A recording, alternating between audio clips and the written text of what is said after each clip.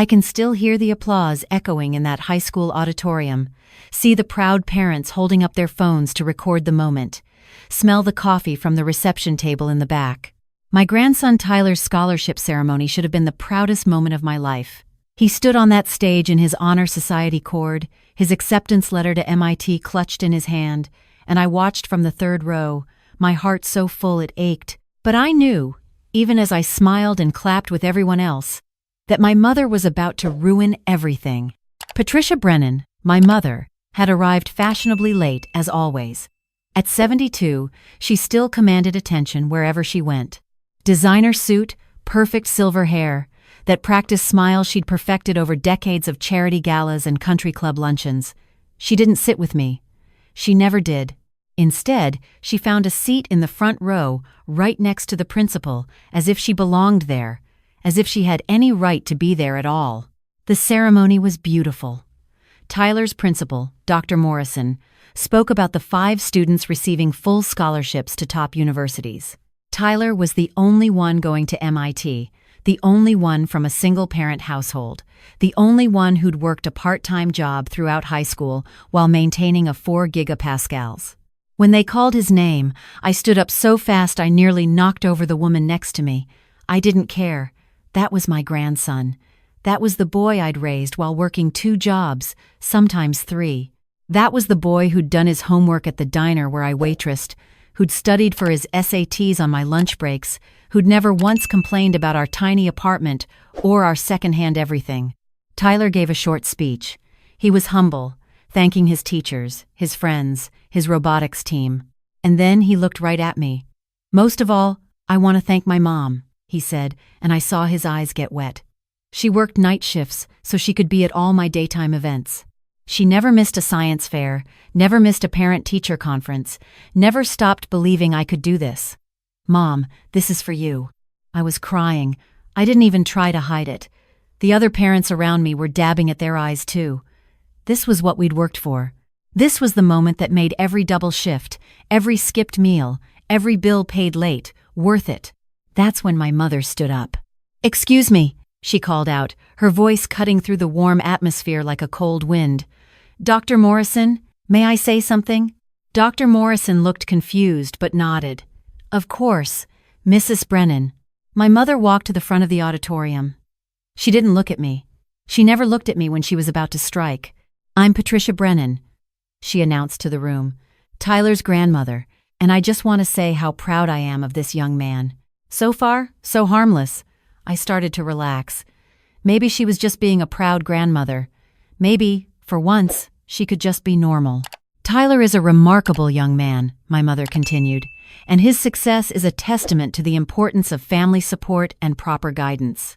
You see, I've been involved in Tyler's education from the very beginning. I funded his tutoring throughout middle school and high school. I paid for his SAT prep courses. I made sure he had access to the resources he needed to compete with students from more affluent backgrounds." My chest tightened. What was she doing? His mother, my daughter Linda, well, my mother's smile was sympathetic, pitying. "Linda has always done her best, but let's be honest. She works at a diner. She barely graduated high school herself. She didn't have the means or, frankly, the knowledge to guide Tyler through the college application process. That's where I stepped in.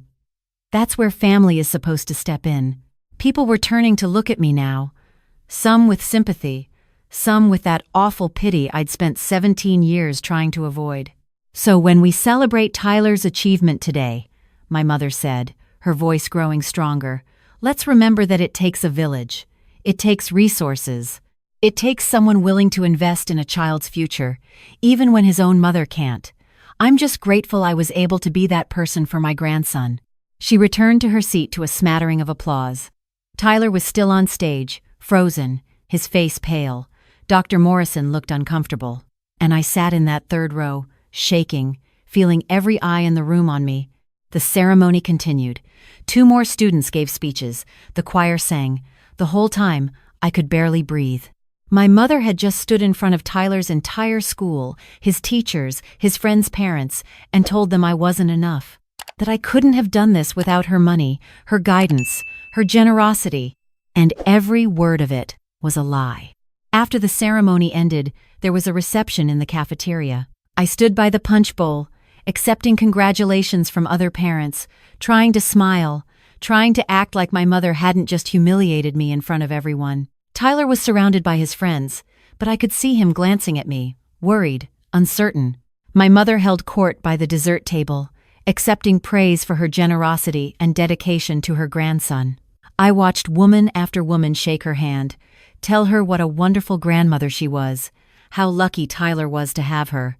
I'd spent 17 years swallowing my pride, 17 years keeping my mouth shut about what had really happened, about who my mother really was. I'd done it to protect Tyler, to shield him from the ugliness, to let him have a relationship with his grandmother without the weight of our history. But watching her stand there, basking in credit for everything I'd sacrificed, everything I'd worked for, something inside me broke. I walked over to the dessert table. My mother saw me coming and her smile got wider, more condescending. "Linda," she said sweetly, "isn't this wonderful? Tyler must be so happy. Can I say something?" I asked, my voice surprisingly steady. "Of course, dear." I turned to face the small crowd that had gathered around my mother.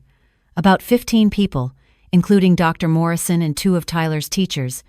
"I want to tell you all a story," I said, "about family support, about what it really means to invest in a child's future."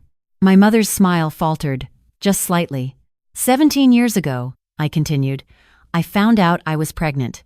I was 33, unmarried, and my boyfriend had just left town. I was scared, but I was also excited.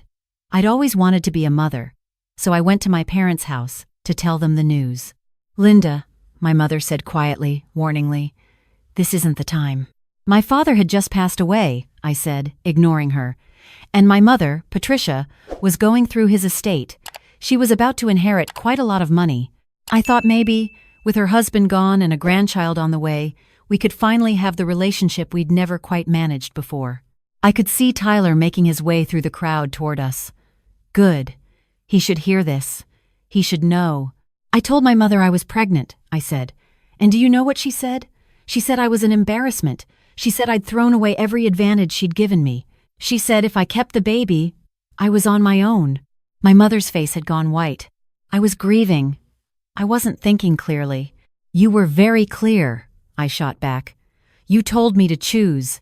Get an abortion and you'd help me get back on my feet financially. Keep the baby and you'd cut me off completely. No contact, no support, nothing." The crowd had gone completely silent. Tyler was standing right behind my mother now, staring at her with an expression I couldn't read. "I chose Tyler," I said, my voice shaking now. And my mother kept her word. The day he was born, I called her from the hospital. She hung up on me. For the first 5 years of Tyler's life, she didn't speak to me, didn't acknowledge his existence. Then one day, she showed up at my apartment. She'd remarried a wealthy man, wanted to reconnect, wanted to meet her grandson.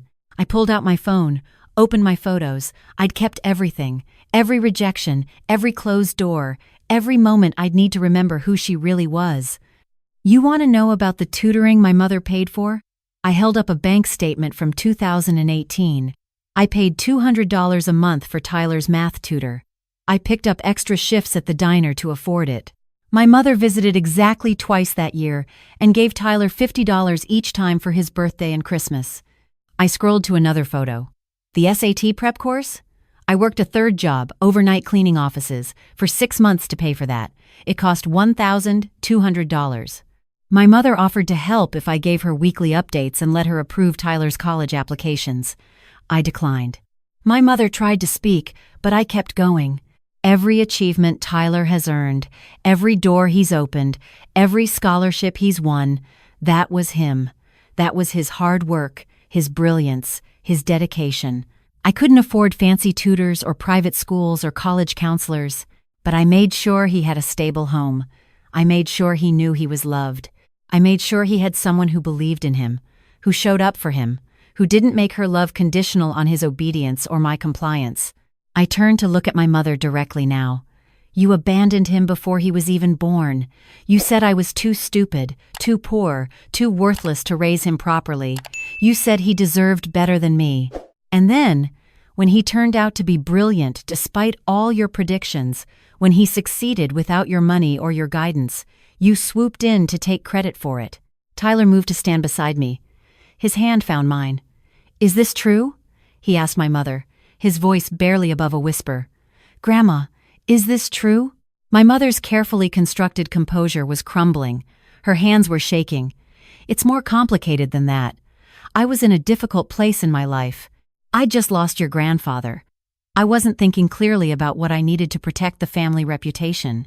I was 6 months old when you saw me for the first time," Tyler said, and I realized with a shock that he already knew. Of course he knew. He was brilliant. He'd pieced it together from years of careful omissions, from the way I never talked about my childhood, from the way his grandmother's visits were always announced, always brief, always transactional. "Tyler, honey, you have to understand." "Did you pay for my tutoring?" Tyler asked. "Did you pay for my SAT prep?" My mother's mouth opened and closed. No sound came out. "My mom worked 3 jobs so I could have tutoring," Tyler said, his voice getting stronger. "She worked night shifts so she could come to my robotics competitions during the day. She made me breakfast before school, even when she'd only slept 2 hours. She helped me with my college essays, even though she'd never been to college herself. She read every draft, gave me feedback, told me I could do this even when I wanted to give up." He turned to face the crowd, many of whom were crying now. "My mom is a waitress at Jean's Diner on Route 9. If any of you have ever been there, you know she's the one who remembers everyone's order, who asks about your kids, who gives extra fries to the construction workers who come in on their lunch break. She makes $15 an hour plus tips. She drives a 2006 Honda Civic with 200,000 miles on it. Our apartment is 600 square feet, and until I was 12, we shared a bedroom." I was crying openly now. Tyler squeezed my hand. "But I never felt poor," he continued. "I never felt like I was missing anything, because my mom made sure I had everything that mattered. She made sure I had books. She made sure I had a library card. She took me to every free museum within driving distance. She taught me that being smart was valuable, that working hard mattered, that integrity was worth more than money." He looked at my mother, and I saw something in his eyes I'd never seen before. Not anger, exactly. Disappointment. "You showed up when I was 5, Tyler said to her. "You took me to lunch 4 times a year. You gave me presents on holidays.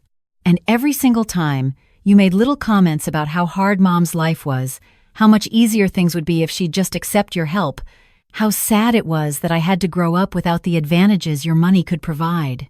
I thought you were trying to be kind. Now I realize you were trying to make me ashamed of her. That's not I never meant. You showed up to this ceremony," Tyler said, his voice shaking now, "and you lied to everyone here. You let them think you were the reason I succeeded. You let them pity my mom. You took credit for 17 years of her sacrifice because you couldn't stand the fact that she proved you wrong." The silence in that cafeteria was deafening. Dr. Morrison had tears on his face. Tyler's physics teacher, Mr. Chen, was staring at my mother with unconcealed disgust. "I think you should leave," Tyler said to my mother. "I don't want you at my graduation. I don't want you at my going away party. I don't want you to tell people you helped me get to MIT. Because you didn't. You gave me $50 twice a year and criticized my mom in between." My mother looked around the room, searching for an ally, for someone to defend her, but the people who'd been praising her generosity 5 minutes ago were looking away, embarrassed to have been taken in. She grabbed her purse and left without another word. The click of her heels on the cafeteria floor seemed to echo forever. After she was gone, the room stayed silent for a long moment. Then Dr. Morrison cleared his throat. "Linda," he said, "I think we owe you an apology. I knew you were the one bringing Tyler to parent-teacher conferences, the one chaperoning field trips, the one volunteering at bake sales, but I never fully appreciated what that meant, what you were juggling to make it happen." Other parents started chiming in. Tyler's friend Maya's mother came over and hugged me. "I always wondered why Tyler's grandmother never came to the robotics competitions," she said. "He talked about you all the time, but never her. Now I understand why." The reception continued, but it was different now. Parents who'd barely acknowledged me before were coming over to shake my hand, to tell me what a good job I'd done, to share their own stories of sacrifice and struggle. Tyler stayed by my side the whole time, his arm around my shoulders, introducing me to his teachers with pride in his voice. We drove home in silence that night, both of us too emotionally exhausted to speak. But when we pulled up to our apartment building, Tyler turned to me. "You didn't have to do that," he said. "Defend yourself like that. I know it cost you." "Yes, I did," I said. "I let her diminish me for 17 years because I wanted you to have a grandmother. I wanted you to have family beyond just me. But watching her stand up there and lie like that, watching her take credit for your achievements, for your character, for everything we built together, I couldn't let it stand. Not anymore." "Did you mean it?" Tyler asked. "What you said about me succeeding despite her predictions? About proving her wrong?" I took his face in my hands. "Tyler, you are the best thing I've ever done, the smartest decision I've ever made. Your grandmother said I wasn't capable of raising a good man, that I didn't have the resources or the knowledge or the background. And every day for 17 years, you proved her wrong. Not because you got good grades or won scholarships or got into MIT, because you're kind, because you're curious, because you care about people, because you work at the food bank on Saturdays and tutor middle school kids after school and stood up for that freshman who was getting bullied on the bus." He was crying now. "I love you, Mom. I love you too, baby." 3 days later, my mother sent an email. Not an apology, not yet, but an explanation. She wrote about how when her husband died, she'd panicked about the family reputation, about what people would think, about maintaining the lifestyle she'd become accustomed to. She wrote about how my pregnancy had felt like a threat to all of that, a reminder that she couldn't control everything, couldn't keep up appearances if her daughter was going to insist on being human and messy and real. She wrote about watching Tyler grow up from a distance, seeing him succeed, and feeling both pride and shame. Pride that he was brilliant. Shame that she'd missed out on being part of his life because of her own fears and prejudices. It wasn't an apology. Not really. But it was something. "Are you going to respond?" Tyler asked when I showed him the email. "I don't know," I admitted. "Part of me wants to. Part of me thinks she doesn't deserve my forgiveness."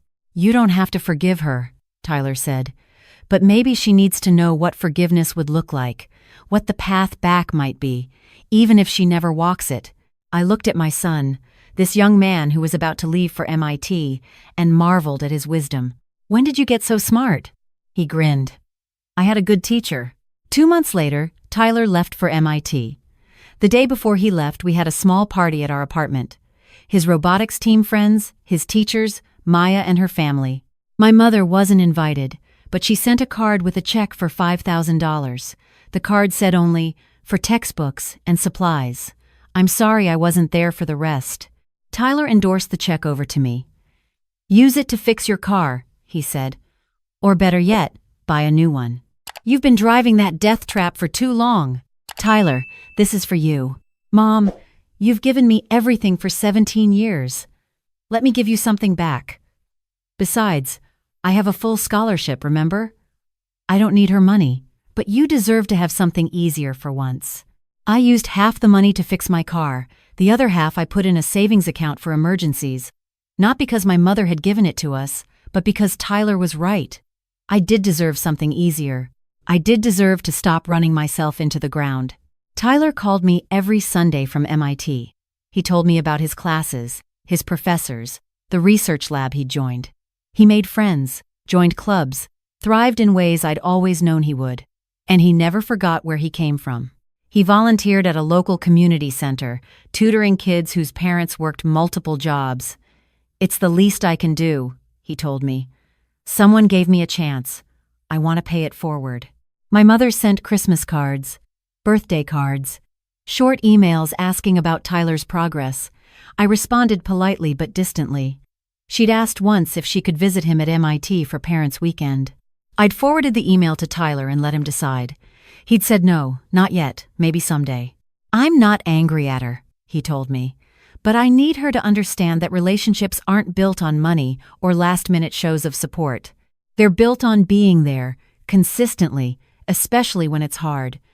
She wasn't there, and I'm not going to pretend she was just because she wants to feel better about herself now. I'd raised a boy with boundaries, with self-respect, with the ability to see people clearly and love them anyway, or not, as he chose. That felt like the biggest success of all. Sometimes, late at night, I think about that day at the scholarship ceremony.